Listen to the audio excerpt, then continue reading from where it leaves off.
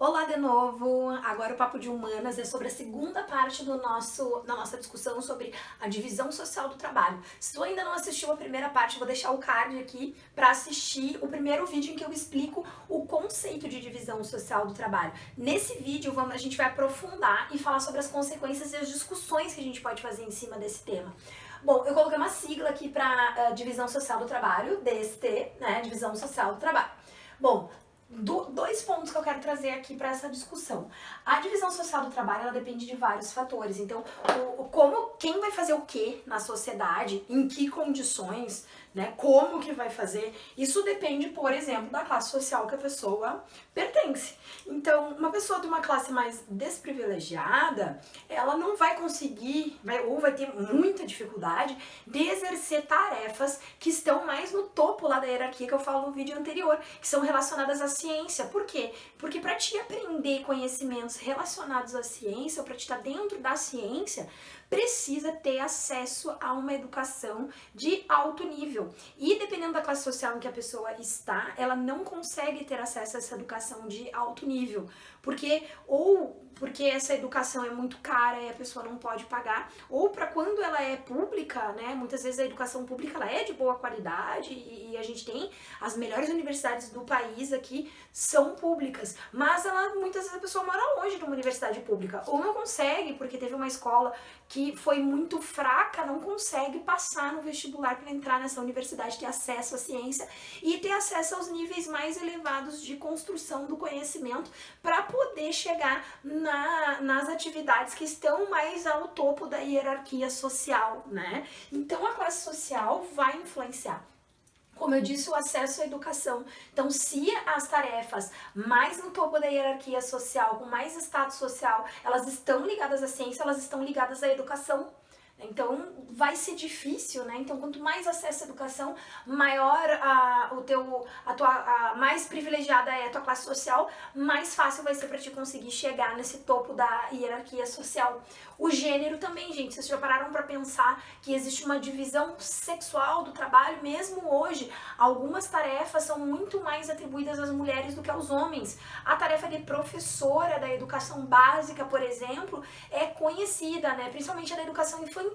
Ela é muito atribuída às mulheres, muito mais comum hoje nós vermos mulheres fazendo faculdade de pedagogia e as faculdades ligadas à educação do que homens. Então existe de alguma forma uma divisão sexual ainda operando na nossa sociedade e isso é muito claro para algumas tarefas em específico na nossa sociedade.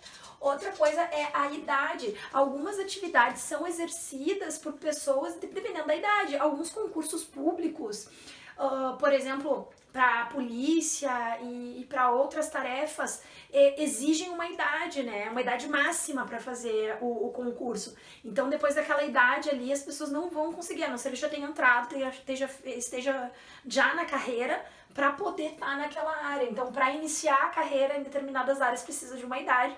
E algumas atividades são realizadas por pessoas mais jovens, né? Acabam sendo realizadas por pessoas mais jovens.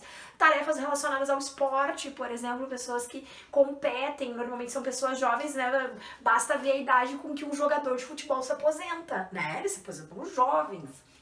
Outra coisa, a questão da nacionalidade. E aí eu quero fazer um parênteses e falar de um conceito que a gente usa, principalmente na geografia, que é o conceito da DIT, da Divisão Internacional do Trabalho. Existe uma divisão dentro da sociedade, existe, né, de um país, e existe uma divisão entre as sociedades diferentes, uma divisão mundial do trabalho, uma divisão entre os países. A Divisão Internacional do Trabalho, que é um assunto da geografia, que é a DIT, ela é uma divisão de tarefas entre os países. E nessa daí, infelizmente, o Brasil não está muito bem colocado. Por quê? Pelo mesmo motivo, né, a gente não está no topo da hierarquia mundial, pelo mesmo motivo que uma pessoa não consegue chegar no topo da hierarquia dentro de uma sociedade. A questão do acesso à ciência, hoje está tudo ligado ao acesso à ciência e à tecnologia. Então, como o Brasil ele não tem desenvolvida essa parte da ciência no país, a gente não é aí o país mais desenvolvido tecnologicamente, nós não estamos, né, no topo dessa hierarquia mundial. Cada país ele acaba sendo especialista numa tarefa. Por exemplo, a gente pega Estados Unidos, e os países mais ricos, eles são especializados especializados nessa divisão internacional do trabalho, em produzir as tecnologias, o celular que eu estou utilizando, a tecnologia que criou o celular, ela é criada nesses países, né? Logo, esses países, eles acabam lucrando mais.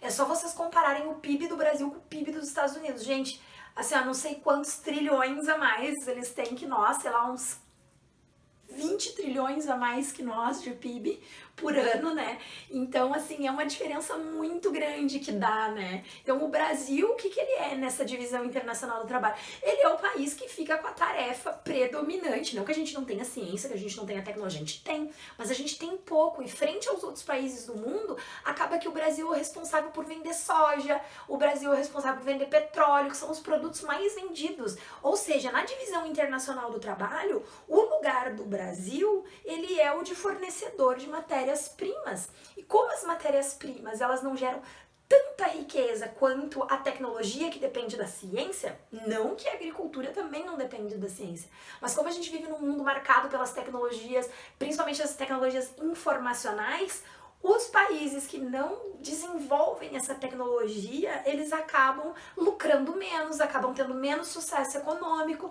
dentro desses países acaba tendo, né, mais pobreza e a gente acaba se tornando dependente da produção de tecnologias de outros países. Peguem um exemplo dos automóveis, o Brasil não tem nenhuma montadora de automóvel brasileira, né, nacional, não existe. Todas as montadoras de carro que existem dentro do país são de outros países que vêm e se instalam aqui para aproveitar que aqui a mão de obra é mais barata, é menos especializada, né? Entendem? Então é isso, essas são algumas discussões que a gente faz em torno desse tema, tá? Agora no próximo vídeo a gente vai falar como que os autores clássicos da sociologia veem o tema da divisão internacional do trabalho.